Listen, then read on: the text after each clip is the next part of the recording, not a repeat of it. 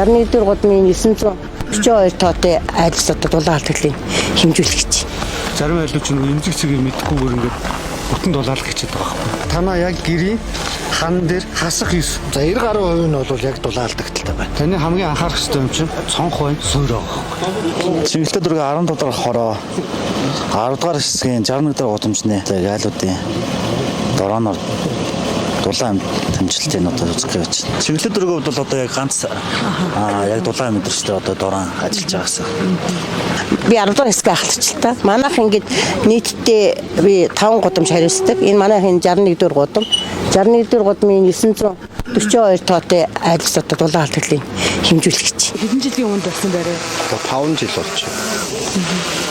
Нийтдээ нэг 110 хэдэн метр хавтар.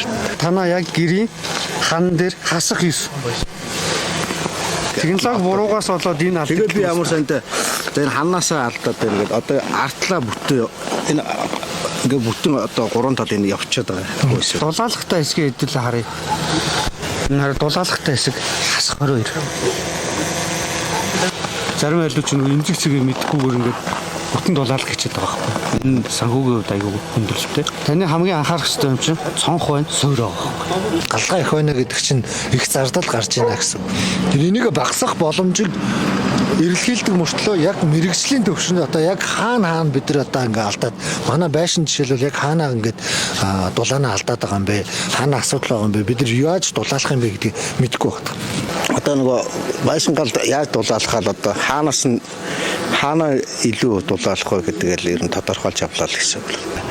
Хууч нөгөө хаана дулаалаг байх чинь сүлжээсэн өөрснөөс одоо бас нэг 2 шуудаагаар багасчаад байгаа байхгүй. Багасгахын тулд бид яах ёстой вэ гэвэл галгаагаа багасгах ёстой. Галгаагаа багасгахын тулд одоо дулаалгаа сайн хийх ёстой гэсэн. Дулаалах сайтай дулаан алдагдал багтаа тохиолдолд галгаа 40% буурах боломжтой гэсэн юм дэлгэх өгч. За эхний ээлжинд бол ямар ч нэг хорон дээр 500 гаруй айлыг нь хэмжилт хийх боломжтой энэ градус буюу хүүтэн үед хийх юм боломжтой гэх төлөвлөгөө гаргаад бид нар ажиллаад явж байна. Өнөөдрийн байдлаар нэг 50 гаруй айлд одоо дулааны хэмжилт хийсэн байна гэсэн баг маань одоо мэдээлэл өглөө. За 90 гаруй хувь нь бол яг дулаан алдагдaltaй байна.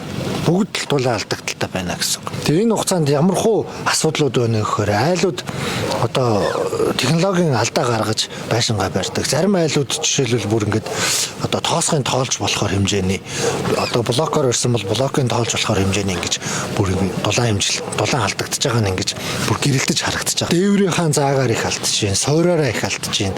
Цонхоороо их алдаж байна. Дараагийн үе шатнд юу авах вэ?